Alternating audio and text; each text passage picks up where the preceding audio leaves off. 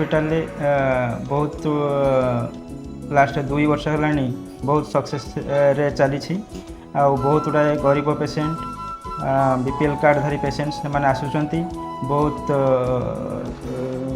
free रे देखिकी जाऊँच consultation part cardiac part echo ECG ता सहित डॉक्टर मधुमिता सी आखि रोगी मानक भी फ्री रे कंसल्टेशन देकी देखुंत ता सहित बहुत गुड़ा ऑपरेशन कर ना एक्चुअली यहाँ तो 2 वर्ष है आखि डिपार्टमेंट स्टार्ट होगी ये आयुष्मान भारत रे भी बहुत जनकर ऑपरेशन होची पाखापाखि आमर 200 पाखापाखि मास को ऑपरेशन होची ता संगे आम जे फ्री पेशेंट हेले कि गरीब पेशेंट हेले तांको फ्री रे बिना कंसल्टेशन रे भी फीस रे हमें देखी दो पाखापाखि एरिया रे किसी एते भल हॉस्पिटल नहीं तो आमर मेन उद्देश्य है कि पाखापाखि लोक को एटलिस्ट ये सुविधाटा मिल पारू कम पैसा रे से ट्रीटमेंट करि पारत फैसिलिटीज हम तो आमर कैटराक्ट ऑपरेशन तो रेगुलरली हुए ता संगे मेडिकल रेटिनार जो ट्रीटमेंट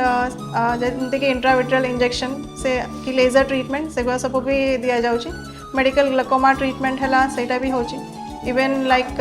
डाक्रोसिस्टाइटिस पेशेंट तांकर भी सर्जिकल ये हो फ्यूचर रे रेटिना सेटअप कर भी प्लान अच्छी कार्डियोलोजी पार्ट रू देखा गले एठारे कार्डियोलोजी कंसल्टेशन व्यतीत इकोकार्डियोग्राफी ईसीजी ट्रेडमिल टेस्ट हल्टर एगुड़ाक सब करने सब प्रकार सुविधा सुजोग रही जो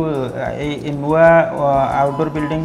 ओपन कर मेन उद्देश्य थिला बहुत गुड़ाए पेसेंट आम देखिलु कि ना क्रॉस कंसल्टेशनटा